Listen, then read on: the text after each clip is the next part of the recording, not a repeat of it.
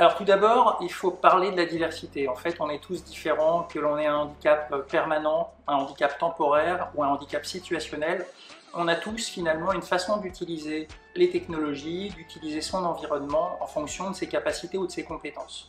Et l'accessibilité vise, particulièrement sur l'accessibilité numérique, cela vise finalement à créer un environnement numérique dans lequel tout le monde va pouvoir travailler, collaborer, échanger dans les meilleures conditions possibles. Alors déjà, si on parle d'innovation, il faut d'abord savoir ce que c'est que l'innovation. On a la notion d'invention, c'est une idée au départ que l'on va développer, qu'on va prototyper. Et à partir du moment où cette idée trouve un marché, on va parler d'innovation. L'innovation, en fait, elle naît d'une confrontation d'idées. Lorsque l'on va concevoir quelque chose, on va mettre différentes personnes autour de la table, des personnes diverses, si possible aussi des personnes en situation de handicap. Et le simple fait que ces personnes soient différentes, elles ont des points de vue différents, ça va générer la confrontation d'idées. Et donc cette diversité va vraiment être en faveur de cette innovation. Si on prend dans une même salle des gens qui ont le même profil, ces gens finalement vont s'auto-censurer. Donc on aura beaucoup moins d'innovation dans ce cas de figure. Alors quand on parle de communication inclusive, il y a différents sujets à adresser. Un premier sujet, c'est les documents. Lorsque l'on crée des documents, il faut s'assurer que ces documents sont bien accessibles. Par exemple, si on met une image dans un document, il faut être capable de commenter cette image pour qu'une personne non-voyante qui utilise ce document puisse avoir une lecture audio de l'image, une description audio de l'image. On va ensuite parler des outils, des solutions numériques qui vont être utilisées par les personnes en situation de handicap. Donc on peut parler par exemple de Microsoft 365 comme solution avec différentes options, la dictée vocale, du sous-titrage, une loupe dans Windows, etc.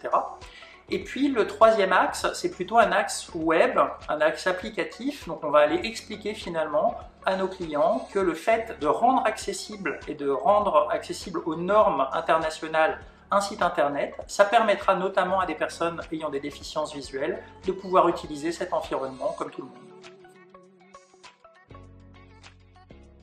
Alors, côté business, en définitif, le simple fait d'avoir de la diversité, donc d'attirer des talents en situation de handicap, ça va permettre, donc, comme on l'a dit tout à l'heure, de générer de l'innovation.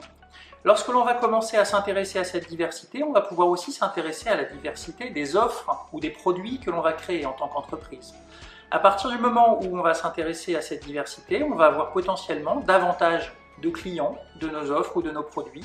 Et donc, cette diversité va réellement être source de business.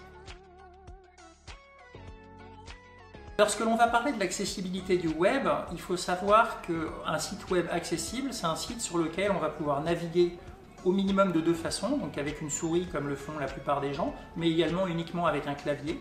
On va naviguer notamment avec une touche de tabulation. Si le site web n'est pas accessible, cette navigation sera impossible. On va également adresser des problématiques d'affichage, puisque le simple fait d'avoir un contraste suffisant, d'utiliser des couleurs spécifiques ou des polices de caractères spécifiques, ça va permettre aussi à tout le monde d'utiliser un site internet. Alors ça a des conséquences importantes, puisque d'un point de vue, par exemple, si on crée un site d'e-commerce, si ce site d'e-commerce n'est pas accessible, on se coupe d'une partie de ses clients. Donc le fait de travailler sur l'accessibilité du web, c'est à la fois un bénéfice en termes d'image de l'entreprise, puisqu'elle va pouvoir parler de cette accessibilité de cet environnement, mais c'est aussi parler de business au travers l'accessibilité ou au travers des solutions que l'on va vendre à travers le web.